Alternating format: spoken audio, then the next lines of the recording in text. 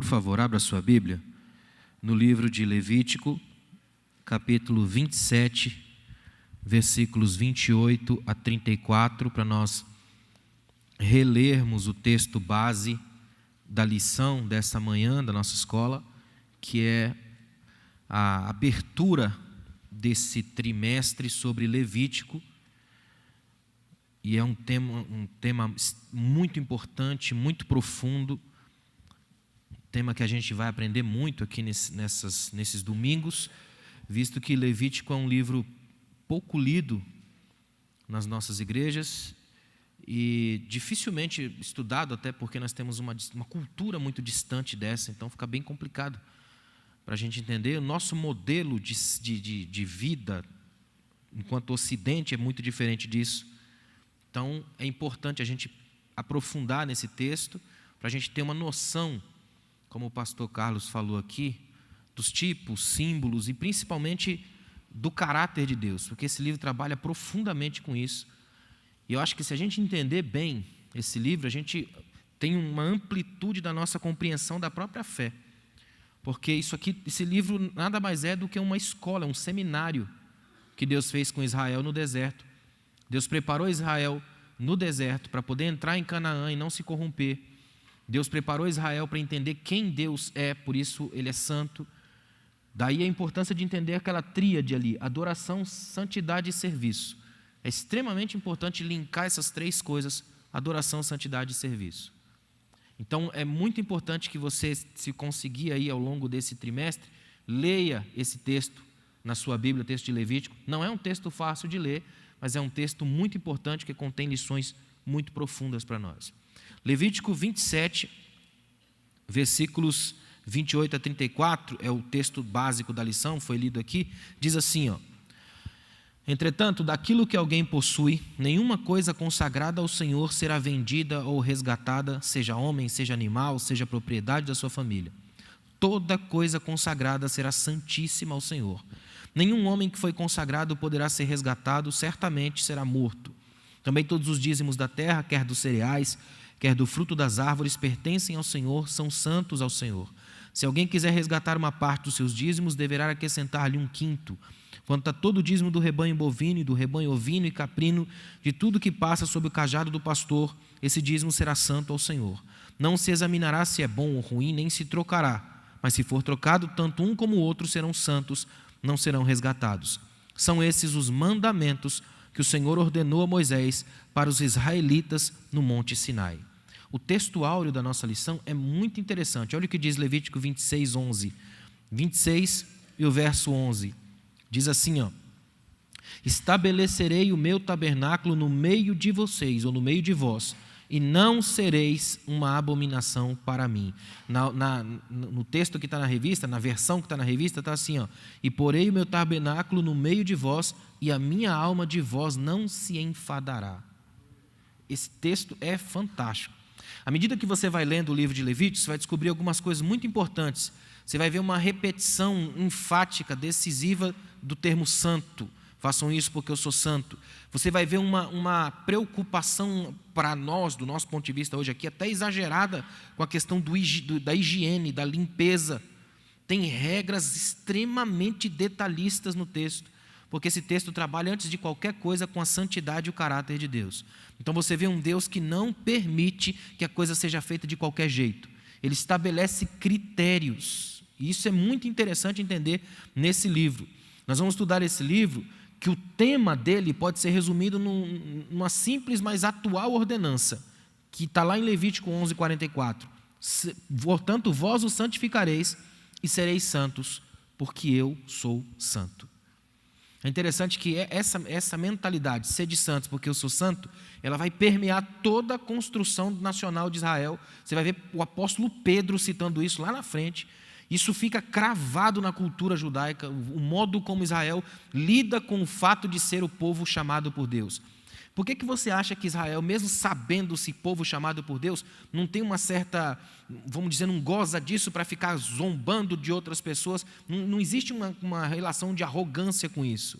Porque eles sabem que isso é extremamente sério e que esse fato de estar honrado por Deus no sentido de ser escolhido cobra deles uma busca diária e constante pela santidade e até mesmo pela perfeição, que a gente sabe que nunca vai alcançar, mas que enquanto está buscando, já está por isso mesmo se livrando da imperfeição e da coisa mal feita de qualquer jeito. Eu acho que isso é uma das coisas que a gente precisa resgatar nas igrejas de hoje, e principalmente na nossa mentalidade enquanto cristãos, que para Deus nós precisamos fazer o melhor. Porque Deus gosta do melhor. Está nele isso. Quando Ele vai estabelecer esse povo, Ele estabelece esse povo dentro da cultura da excelência. Para você nunca mais se esquecer, Levítico é um livro que está escrito em trânsito. Israel saiu do Egito, está no deserto, está indo para a terra de Canaã. Então ele sai do Egito, onde tem ídolo para todo lado, um faraó que manda, e está no meio de um deserto, onde toda uma geração que murmura e reclama vai morrer, e vai para Canaã, onde tem deuses para todo lado. Então Israel está saindo da tragédia e indo para outra tragédia. Então, se Deus não educa o povo no caminho, ele se perde lá na frente. Esse livro é uma educação didática de Deus para o povo que saiu de um passado em crise e que está indo para um futuro perigoso.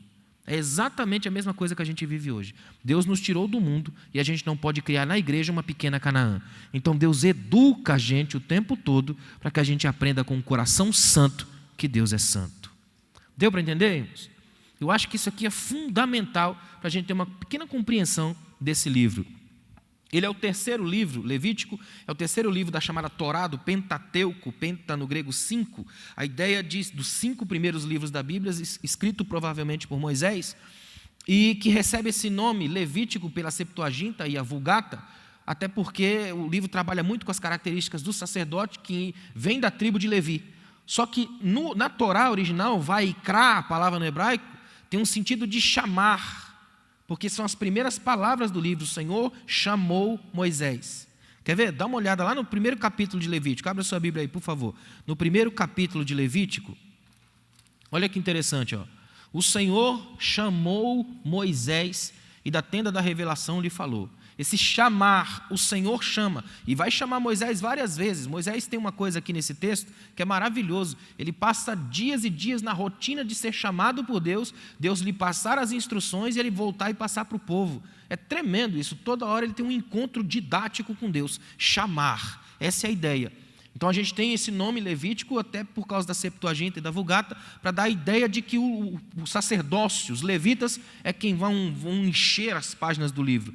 O que eu acho interessante desse livro é o fato dele já ter, mesmo na perspectiva da santidade de Deus, gente complicada e que morreu levando fogo estranho no altar. Vai estar lá no capítulo 10, Nadab e Abiú.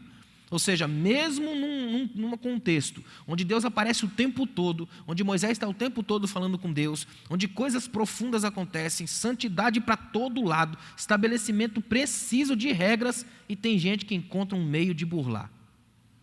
Porque nós somos humanos. E é por isso que é tão importante nos mantermos dentro da regra que Deus estabelece para nós. E até hoje a regra que Deus estabelece para nós é a sua palavra, porque ela é a nossa única regra de fé e de prática. É nela que a gente anda, por ela que a gente se move. Amém, irmãos? Interessante que, à primeira vista, esse livro parece enfadonho e até desnecessário. Tem gente que não consegue entender isso. Nós vivemos numa sociedade, por exemplo, que faz de tudo para que Deus trabalhe para nós. Nós somos uma sociedade que tenta inverter a ideia. A gente dá ordem para Deus, a gente faz birra para Deus, beicinho para Deus. A gente acha que Deus funciona nosso modelo, que a igreja é um shopping divino. Esse texto esmaga isso. Todo mundo aqui trabalha para Deus, não ele para ninguém. Até porque nesse texto ele não vai fazer, ele já fez, já tirou o povo do Egito. E agora está todo um processo sendo trabalhado na alma desse povo. Então isso aqui é muito importante entender que esse texto humilha e esmaga as nossas pretensões estranhas de querer colocar Deus dentro das nossas caixas, dos nossos esquemas estabelecidos. Mesmo assim, mesmo sendo estranho, às vezes cansativo, esse livro é imprescindível para a gente compreender a essência do culto divino no Antigo Testamento.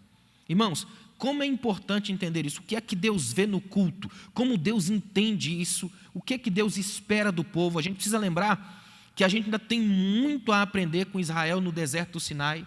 Deus estabelece o sacrifício, a palavra sacrifício no hebraico vem de korban, só que a raiz dessa palavra significa aproximação. Era a ideia de que o Deus se aproximava do povo e o povo de Deus. E eu estava lendo uns textos esses dias de um rabino, e ele disse uma coisa fantástica. Ele disse assim, olha, Toda vez que eu peco, é como se o pecado roubasse um pouco da minha racionalidade. Eu não pensei, não raciocinei, nem pensei em Deus. Então eu cometi o pecado, rompi a lei divina, e como eu abandonei a minha racionalidade, eu me animalizo. Ele disse, aí Deus me pede um animal em sacrifício ao seu altar. E eu vejo o animal, que de certa forma tem uma semelhança comigo, porque é carne, ossos, pele e músculos, ser queimado na minha frente. E isso automaticamente vai me fazer lembrar que quando eu perco a minha razão, eu sou só um corpo que é queimado inútil. Deu para entender? A ideia é chegar perto do altar do sacrifício e ter a consciência de que se eu perder a minha razão, e aí Paulo vai dizer assim, que Deus quer de nós um culto racional. Porque hoje nós somos oferta e sacrifício diante do Senhor.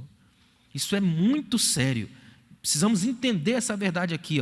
É a ideia de aproximação. De que o meu culto feito perante Deus não é um culto qualquer. Aliás, vocês vão ver na própria linguagem do restante da Bíblia que há uma relação até de guerra entre Deus e Israel com essa coisa do sacrifício. Porque o povo ou fazia de um extremo ou de outro. Quer ver? Para você entender bem. Ou o povo fazia sacrifício demais, extremamente correto, mas sem alma, que para Deus também não vale, ou fazia de qualquer jeito e para Deus também não vale. Você vai ver que Jeremias vai reclamar com o povo que o povo faz sacrifício demais, só que fazia sem ter alma naquilo.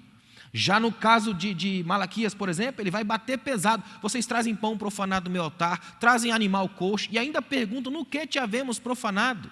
Ou seja, são dois extremos. Para Deus não adianta a coisa ser extremamente perfeita se a alma não estiver no pacote. Mas também para Deus não adianta fazer de qualquer jeito e botar a culpa porque eu fiz de coração. Não funciona. Para Deus tem que estar os dois no processo. Não dá para ser perfeito, mas sem coração. Também não dá para ser de qualquer jeito, jogando a culpa na alma. Tem que ser dos dois jeitos. Equilibrado. Palavra-chave para você linkar adoração, santidade e serviço é equilíbrio. Porque senão você pode se tornar um idólatra ao invés de um adorador. Você pode se tornar uma pessoa que faz de qualquer jeito e acha que é santidade. Ou seja, se você não tiver equilíbrio, dá uma olhada para aquele cartaz, lá em cima, as palavras em azul, lá em cima, adoração, santidade e serviço. Se você não tem equilíbrio, não há no seu coração verdade com o que faz, de adorador você vira idólatra, de santidade você vira fanático, e de serviço você vira só alguém escravo da obra. Agora, quando você tem a alma no processo, de idólatra você vira adorador, de fanático você vira santo, e de um escravo você vira servo. Se tiver a alma no processo, aí a gente faz para Deus. Amém, irmãos? Precisamos nos lembrar também que o Senhor continua a exigir dos seus filhos essas coisas aqui, adoração, santidade e serviço. Deus continua a exigir de nós vida santa, pura e consagrada ao seu reino. Eu quero que você guarde uma coisa no seu coração. Quando você começar a ler esse livro aqui com isso na sua mente, você vai perceber bem isso. Deus nesse livro aqui tem uma, em toda a história, mas esse livro é fundamental isso. Deus tem uma predileção assim muito forte pela pureza, o tempo todo. E tudo nesse livro aqui vai apontar para a obra de Cristo. É impressionante. Depois você vai ver, quando você estiver lendo esse texto, a purificação do leproso, por exemplo, é nitidamente a cruz de Cristo. Então, à medida que você vai vendo e vai se aprofundando nisso, vai percebendo que Deus quer uma igreja pura, que Deus quer que quem se aproxime dele, aproxime com um coração verdadeiro, que Deus quer que a gente guarde a nossa alma no processo, e o melhor de tudo, que Deus sabe de onde nos tirou, onde estamos e para onde Ele está nos levando. Por isso não podemos perder Deus de vista dentro da nossa caminhada. Essa é a ideia. Qual que é o ponto central desse livro? A verdadeira adoração a Deus é evidenciada mediante o serviço voluntário, santo e amoroso ao reino de Deus. Guarde isso no seu coração. O que Deus honra é o serviço que é voluntário, e não é no sentido apenas de receber ou não receber. Voluntariedade aqui é o sentido de que eu me ofereço a Deus. Eu sou a oferta. Então é voluntário, é amoroso ao reino. É fazer para a glória de Deus, fazer porque ama a Deus. Não apenas por uma obrigação religiosa, não apenas para cumprir uma agenda de culto, não apenas para fazer parte de um esquema de religião, porque essas coisas passam, mas é a voluntariedade do amor, a entrega genuína a Deus. Isso faz uma diferença muito grande.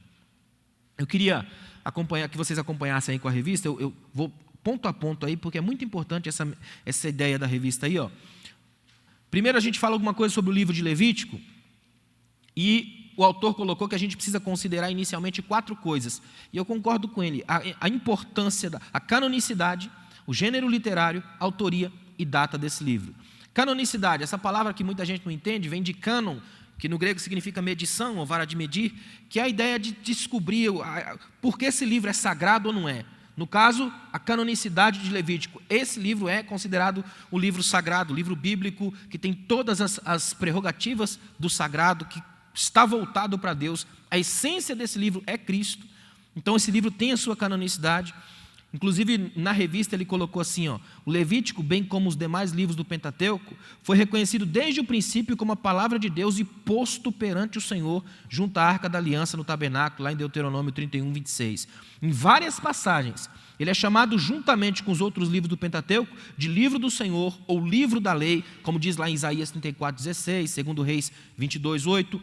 Portanto, o Levítico tem de ser considerado, à semelhança dos demais livros da Bíblia, como palavra inspirada, inerrante e completa de Deus. O que significa isso? Que por mais que a gente ache estranho, por mais que a gente às vezes esteja lendo esse livro e pense, meu Deus, para que isso aí? O que isso tem a ver comigo hoje? É palavra de Deus. Amém, irmãos? Ou seja, Levítico não contém a palavra de Deus, é a palavra de Deus.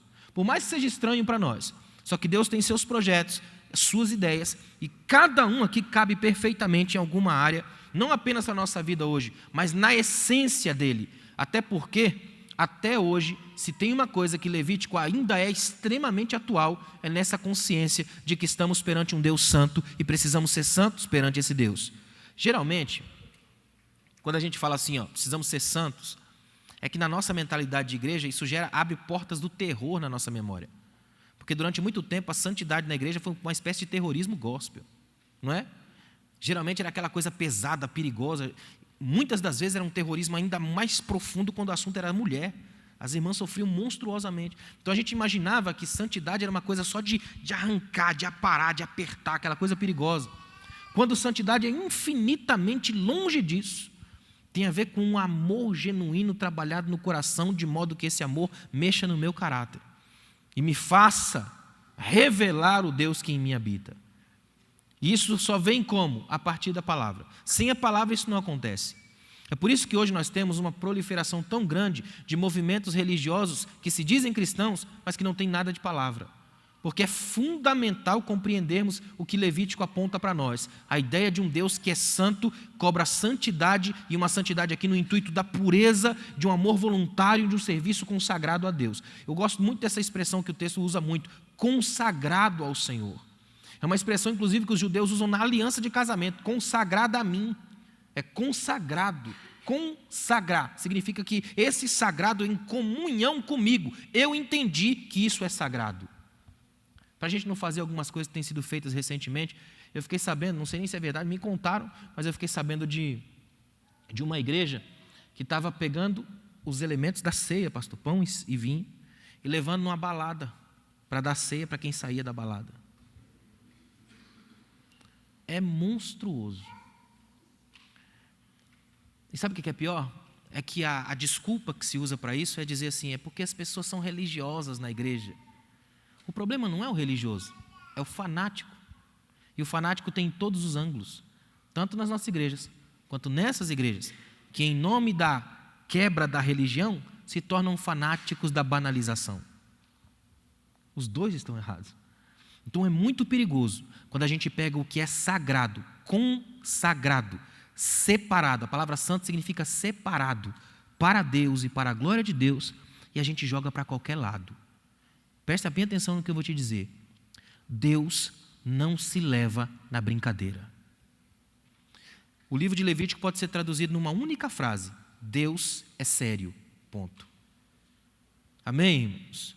Enquanto nós, como igreja no Brasil, não redescobrirmos a consciência do sagrado e da santidade de Deus, não haverá um avivamento nessa nação. Agora, quando a gente redescobrir o sagrado, a santidade e levar Deus a sério, o avivamento virá. Como escreveu um escritor antigo, o avivamento acontece quando Deus se sente tão cansado de ser mal representado que ele vem pessoalmente. Isso é a santidade. É Deus que vem pessoalmente. Então, canonicidade. Levítico é um livro do sagrado, é um livro bíblico original. Amém, irmãos? Gênero literário, segundo.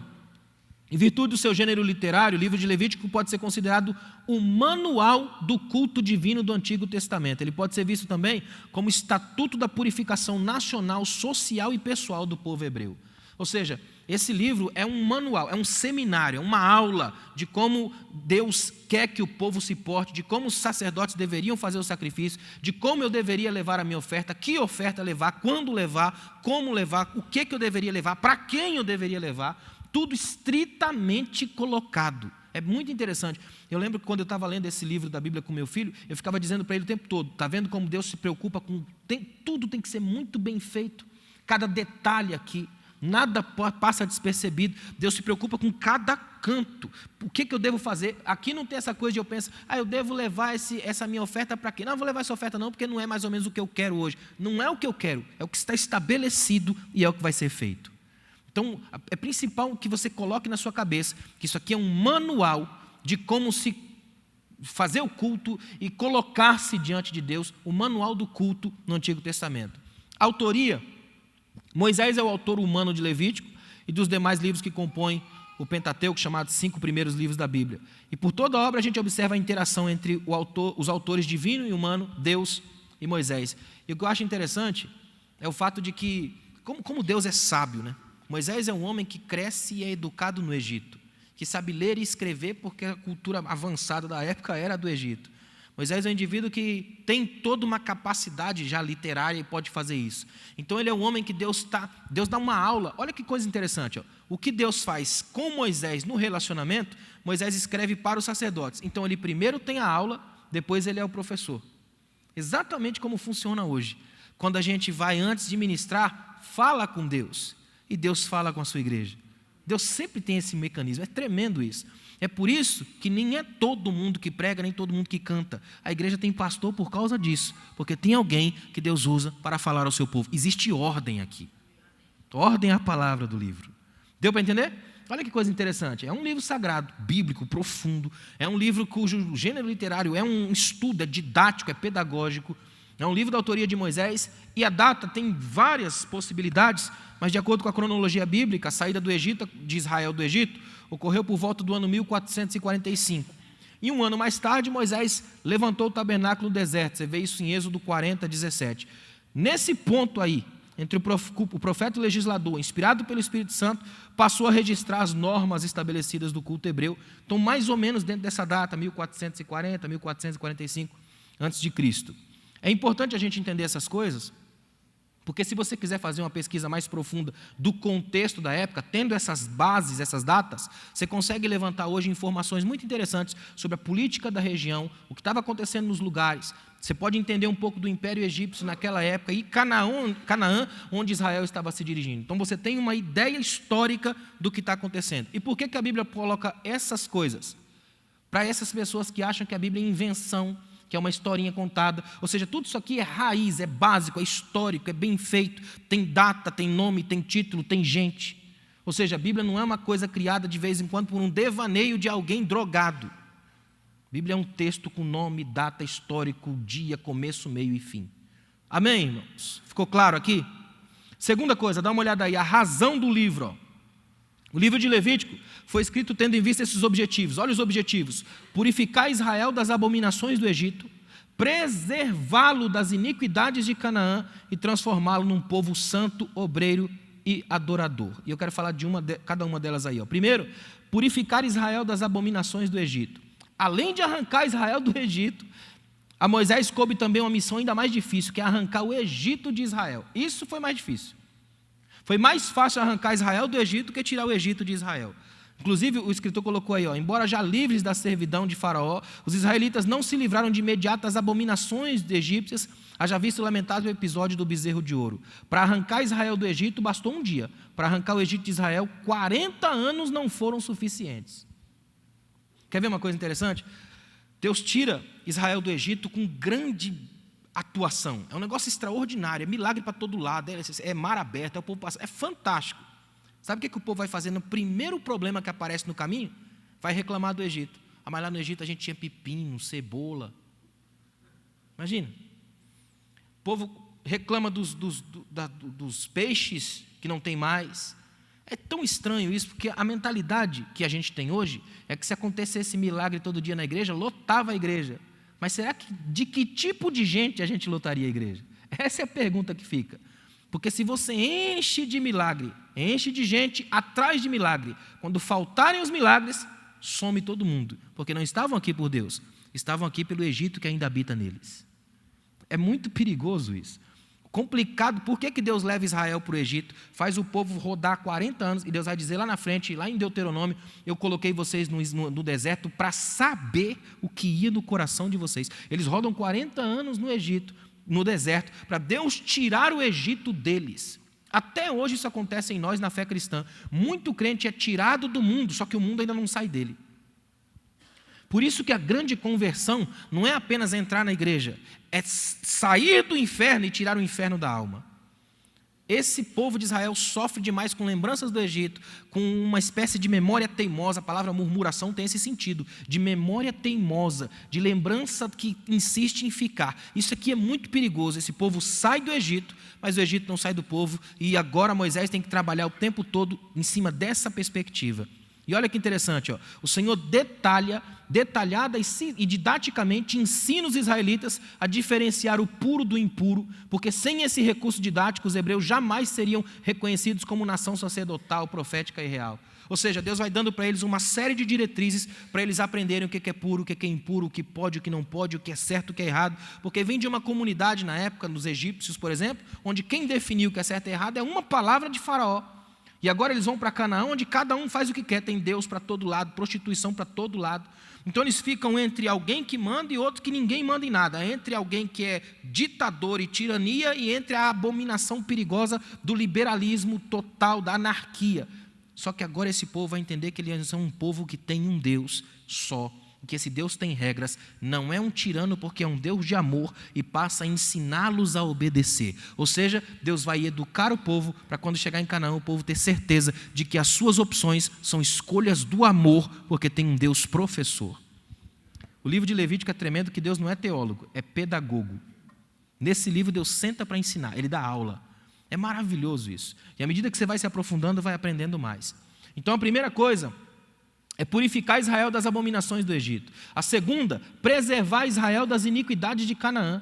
Olha que interessante, ao deixarem o Egito, um país notoriamente idólatra, os filhos de Israel peregrinaram durante 40 anos pelo deserto para receber por herança uma terra habitada por nações ainda mais idólatras e abomináveis.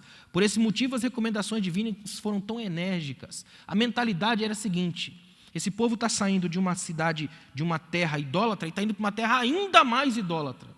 Esse povo está saindo de uma terra perigosa para uma terra monstruosa. E olha que coisa interessante. Esse povo está saindo de algo que é ruim para algo que pode piorar. E só Deus faz isso. Ou seja, porque Deus não nos leva para zonas seguras, porque elas não existem na vida. Porque enquanto estivermos vivos, nós somos alvos do pecado, da crise e da morte. O que significa de uma vez por todas que nós precisamos entender que nossa segurança não está nos lugares onde estamos, nem na viagem que fazemos. Está no Deus que anda conosco, viaja conosco e já está nos lugares onde nos envia. Essa é a mentalidade, é isso que a gente tem que entender. Sem os estatutos, leis e regras do livro de Levítico, os israelitas corriam risco de perder suas características como povo exclusivo de Deus. E olha para mim, isso aqui foi tão bem aprendido por Israel, tão interessante, que Israel conseguiu passar anos e anos fora de uma geografia e ainda permaneceu nação.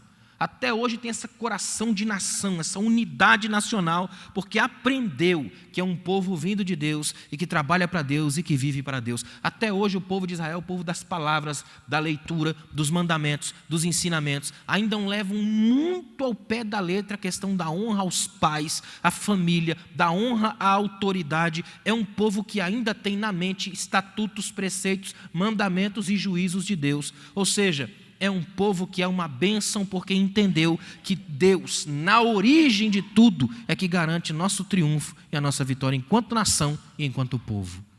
Isso a gente precisa entender de novo. E terceiro, transformar Israel num povo santo, adorador e obreiro. Ou seja, a Moisés Cabia educar os filhos de Israel para transformá-los num povo santo, adorador e um povo de serviço. Olha que coisa interessante, Moisés está agora entendendo e ajudando esse povo a entender que eles precisavam ser o povo para adorar a Deus. Por quê? Não é porque Deus precisa, porque Ele não precisa de nada, mas num espírito de gratidão, uma vez que Deus ouviu o clamor. Agora, junta essas coisas aqui, ó. A Bíblia vai dizer que o povo de Israel clamava a Deus e um dia Deus ouviu o clamor. Só que quando Deus ouviu o clamor, desceu, libertou esse povo, levantou um libertador, libertou esse povo, e aí entra o Levítico e chamou o Senhor. Ele ouve, faz e chama. Essa mentalidade é tremenda. É o texto dizendo que esse povo tem um Deus que antes de qualquer coisa se levantou em favor deles. Um povo que estava machucado no Egito, arrebentado no Egito, e Deus se levanta em favor de um grupo de escravos. Portanto, se tem a única coisa que esse povo deve fazer para Deus é adorá-lo eternamente em gratidão pelo que ele fez. Então a concepção de adoração no Levítico não é uma coisa imposta e obrigatória, porque tudo que é imposto e obrigatório é religião cansativa. A ideia do texto é na gratidão. Nós fomos libertados, então agradecemos. É por isso que em Deuteronômio você vai ver o tempo todo uma frase: lembrem-se de onde saíram. Lembrem-se que vocês estão saindo, que o Senhor tirou vocês de lá. Lá no capítulo 6 diz assim, ó, quando vocês estiverem na terra que o Senhor te deu, com vinhas que vocês não plantaram, casas que não construíram, lembrem-se do Senhor. Coisa tremenda o texto dizer para nós: olha, eu quero que vocês saibam que eu vou reorganizar a vida de vocês, e para isso eu preciso estabelecer regras, mandamentos, estatutos. Presta atenção no que está acontecendo. Deus está criando uma nação. Então Ele criou os estatutos, os juízos, as ordenanças, e aí ele deixa bem claro: lembrem-se que quando vocês saíram do Egito, zerou o calendário, está começando tudo de novo. Então esse novo começo tem que ser com ordem, com regra e com decência, porque Deus é puro, é santo, e vocês precisam serem santos. É fantástico isso aqui, ó. O autor colocou na revista uma coisa muito interessante, ó. Sem a educação minuciosa e eficiente proporcionada pelo livro de Levítico, os israelitas jamais teriam cumprido a missão que o Senhor lhes designara por intermédio de Abraão: ser uma bênção para todas as famílias da terra. Afinal, Israel teria de postar-se como nação messiânica, pois tinha como missão principal, embora inconsciente, revelar Jesus ao mundo. Ou seja, como é que eles revelam Jesus ao mundo? Exatamente aqui, ó, quando a gente vai ver a partir das luzes que esse texto lança para Cristo.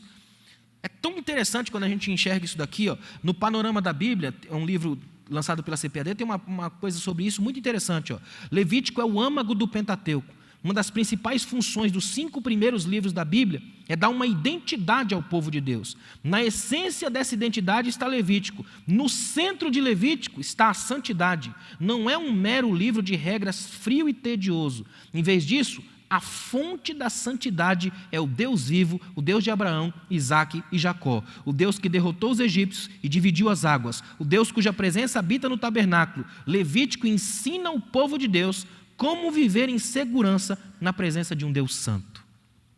E aqui que entra uma coisa bem problemática. Olha bem para mim aqui, ó. Deus antes avisa para Israel tudo como deve ser feito, o tabernáculo como deve ser montado, até as cores como devem ser dispostas, tudo. E Deus é tão tremendo que Ele não dá isso para qualquer um. Primeiro Ele enche alguém de dons e talentos e faz esse indivíduo trabalhar do jeito que Ele quer. Depois Ele prepara todas as regras. Para que Deus faz tudo isso muito bem cumprido? Porque Ele vai se manifestar. E se Ele se manifestar e a casa estiver em desordem, Ele destrói tudo. Então Deus é tão gracioso que antes de se manifestar, para não matar o povo, manda o povo se acertar. Porque o povo acertado, Deus vem. Então quando o povo está em ordem, é segurança para o povo. Percebeu? É inteligência divina. Primeiro eu arrumo tudo, acerto tudo. Quando tiver tudo em ordem, eu vou. E quando eu for, vocês vão sentir toda a minha glória, toda a minha presença. Vai brotar a mais genuína adoração. Porque se eu entrar aí com a casa em desordem, vocês só vão ver a fúria e eu vou destruir tudo. Então preparem-se para a minha vinda. Aqui hoje a gente tem mais ou menos a mesma coisa. Só que graças a Deus nós estamos num outro ambiente. E a graça de Cristo está em nós. E quando Ele vem aqui agora, sabe que nós somos pecadores e imperfeitos, mas Ele vê em nós o desejo sincero de sermos santos, de sermos puros num mundo corrupto. Então Ele vem com a sua graça e através do fruto do Espírito nos ajuda a permanecermos limpos num mundo de tanta sujeira. Ou seja, a igreja é hoje, é chamada a ser hoje uma igreja sã numa cidade doente.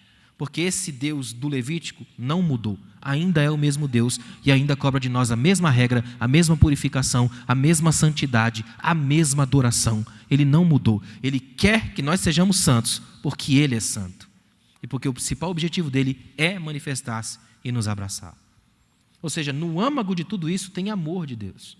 Um amor, ou seja, essas regras não são para nos destruir, são para nos curar. Sabe quando você está educando seus filhos e começa a botar uma série de regras? Olha para os dois lados antes de atravessar a rua, lembra?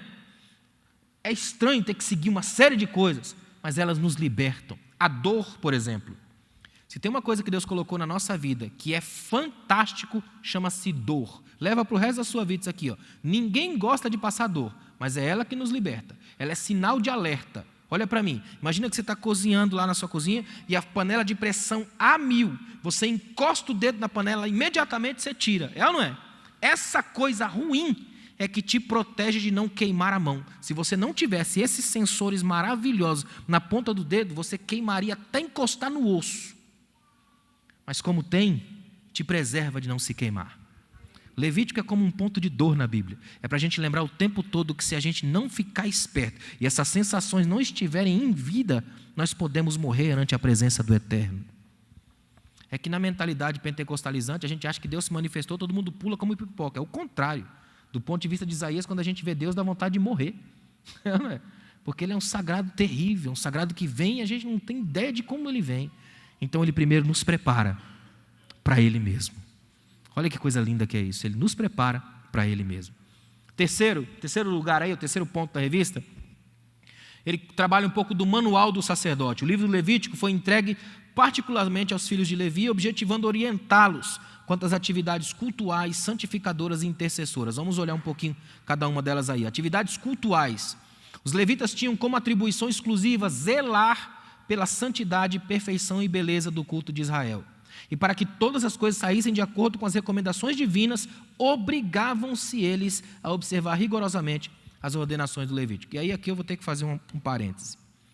Hoje, depois de muito tempo, é porque a nossa igreja, infelizmente, a igreja evangélica brasileira, é uma igreja que é apaixonada por clichês. Qualquer clichê que nasce, a gente já vira frase de camiseta e já era.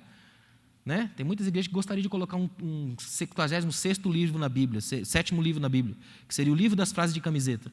A gente ama essas frases de camiseta, frases de adesivo. E hoje qualquer um que canta virou levítico. É levita, né? Deve ser porque está no púlpito, sente levitar. Mesmo que seu tio chame Levi, você não é um levita. Não faz sentido isso. Levita não é qualquer um que canta e adora. Aliás, eu não sei por que se criou essa mentalidade de achar que o levita é aquele que canta. Quando na maioria das vezes da Bíblia, o levita é aquele que trabalha. É mais levita na igreja hoje o diácono do que o cantor. Né? O levita é o que trabalhava, é o que fazia alguma coisa. E o melhor de tudo, com um senso apuradíssimo da santidade. Ou seja, o levita não é aquele que toca só os hinos do louvor, depois na hora da palavra vai lá para fora comer pipoca. É diferente, é o do trabalho, é o da santidade, da perspectiva, da percepção de Deus profunda. É aquele que sabe a segurança, a orientação, a seriedade para passar para o povo. O culto passava necessariamente pela ordem dos levitas, de trabalhar para Deus, de fazer Davi entendeu isso tão bem que ele organizou isso dentro do templo de modo espetacular na sua época.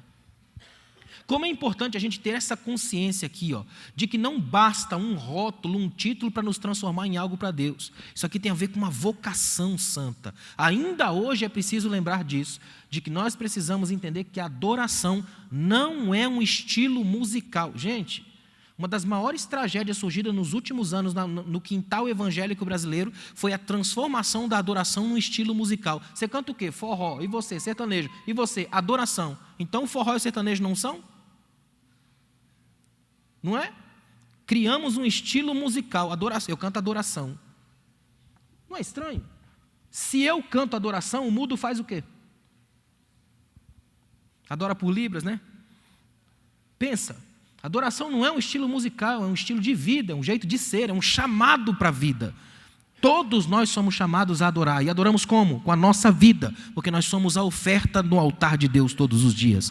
Nós somos adoração para Deus. O Espírito de Deus habita em nós, somos templo do Espírito. E isso é fundamental entender. Olha que interessante que ele colocou na revista aí, ó. Seu ofício, o ofício dos levitas, deveria refletir a glória de Deus. Você vê isso em Levítico 9. Por esse motivo, tudo neles tinha de estar de acordo com as prescrições do Senhor. Ordenação, pureza moral, espiritual e física. Até físico Deus exigia.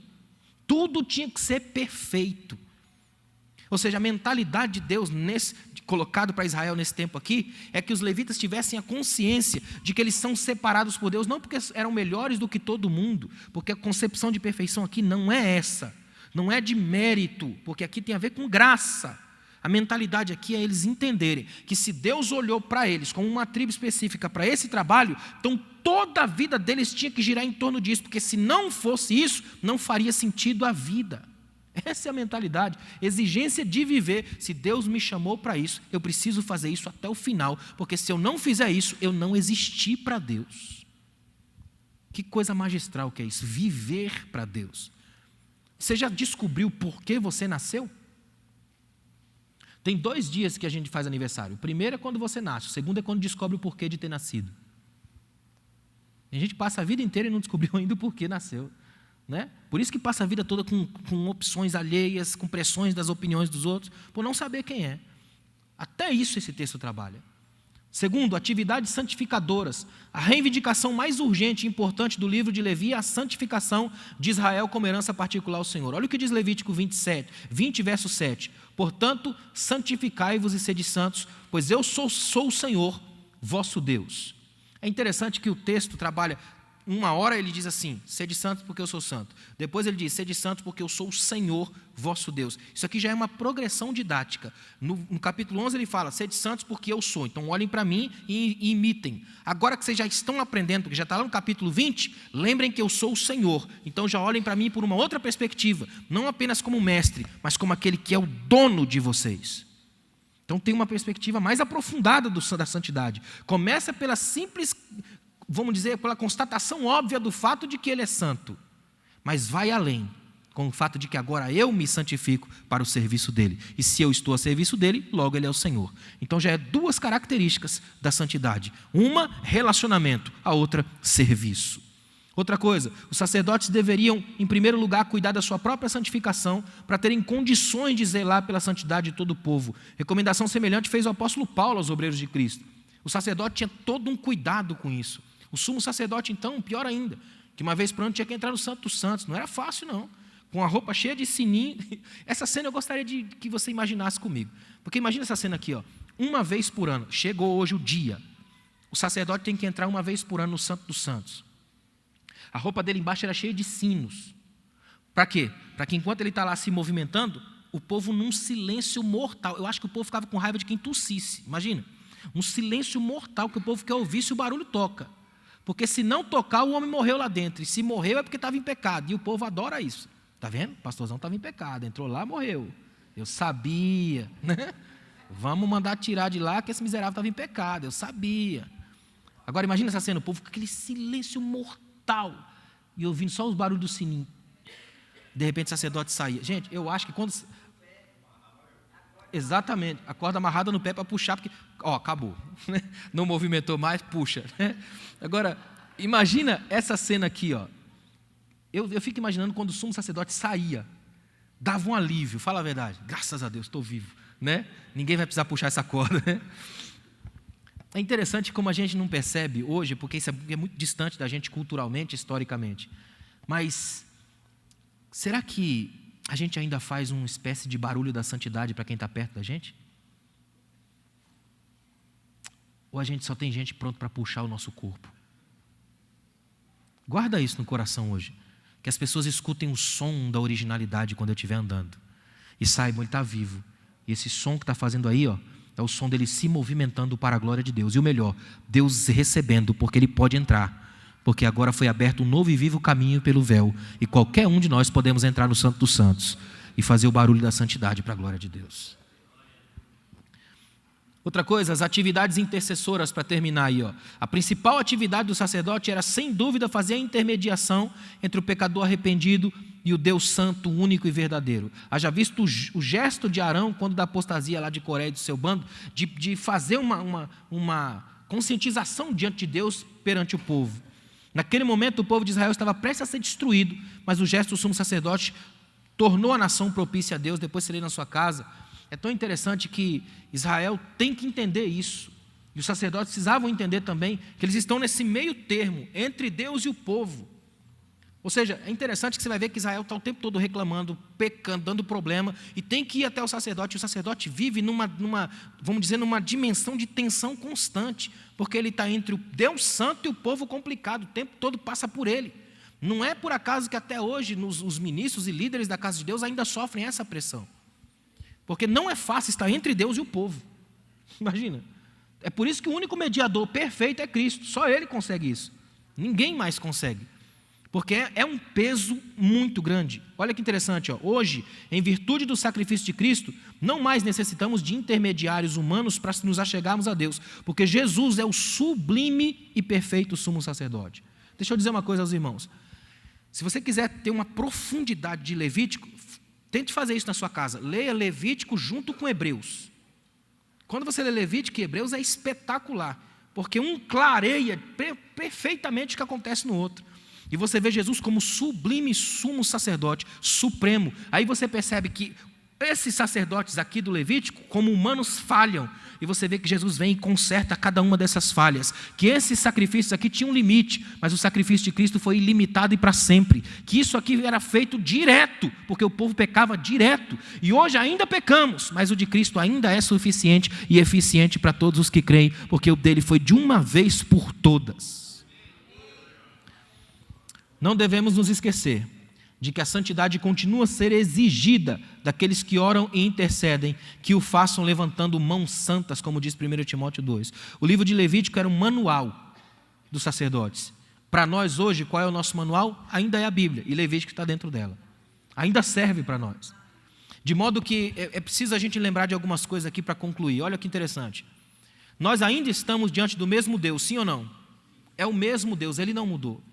Nós ainda precisamos nos aproximar dele pelos mesmos ângulos. A única diferença agora é Cristo.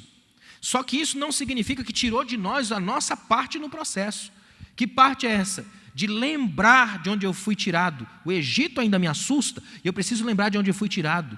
Lembrar que a graça de Deus me salvou e trabalhou em minha alma. Ou seja, eu ainda preciso daquela tríade de adoração, santidade e serviço. Até porque adoração e santidade sem o serviço, elas se tornam apenas regras rituais.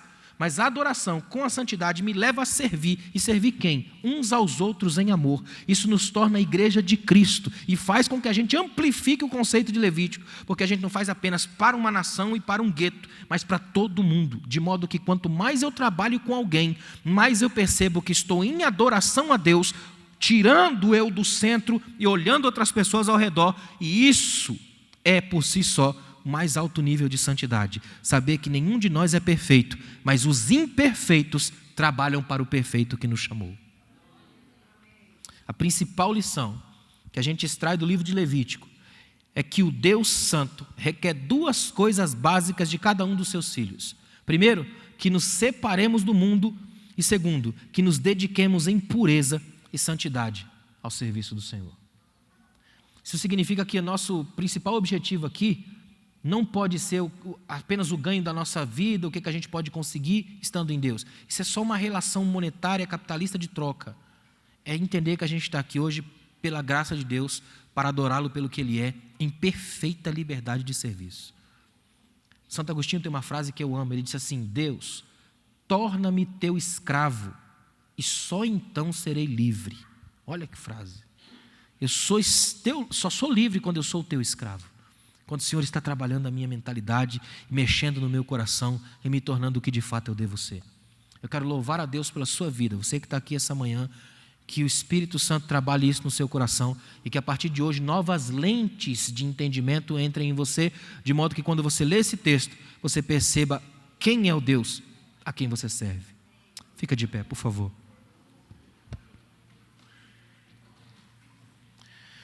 Esse texto, uma das principais características desse texto é memória, lembrança feliz, lembrança de que nós trabalhamos para Deus, que nós vivemos com Deus, em Deus, e que Deus também trabalha conosco, por nós, em nós e às vezes apesar de nós. Nós estamos aqui essa manhã para ter a certeza feliz de que nas nossas imperfeições o Deus perfeito também age. Que o nosso culto seja feito para a glória de Deus. Amém, irmãos? Hoje à noite, por exemplo, é a nossa noite de Santa Ceia. Isso é extraordinário. O nosso maior culto. A ceia deveria ser o congresso dos congressos de todas as igrejas. Porque eu não consigo imaginar alguma coisa mais tremenda para celebrar do que a morte da morte. Né? A ceia é a celebração da morte. É a vida eterna, vida e vida em abundância. E nós estamos hoje todos convidados a cercar a mesa do Rei. Tem coisa melhor? Não tem. Então agradeça a Deus, porque mesmo nós imperfeitos, falhos, fragilizados, limitados, Ele ainda age em nós e através de nós. Amém? Oremos. Obrigado, Pai. Obrigado por essa manhã, obrigado por essa aula, obrigado pelos Teus filhos que estão aqui. Que a Tua bênção, a Tua graça permaneça sobre cada um de nós. Que a gente saia daqui, Pai, de cabeça erguida, com vontade de Te servir cada vez mais, compreendendo que o Senhor é santo, puro, exige de nós essa sinceridade, esse desejo de andarmos de acordo com a verdade da Tua palavra. Cria em nós, Pai, como disse Davi, um espírito reto, um coração puro, e que a gente possa Te servir na beleza da Tua santidade. Obrigado, Pai, por cada um que veio aqui essa manhã, em nome de Jesus. Amém. Deus abençoe.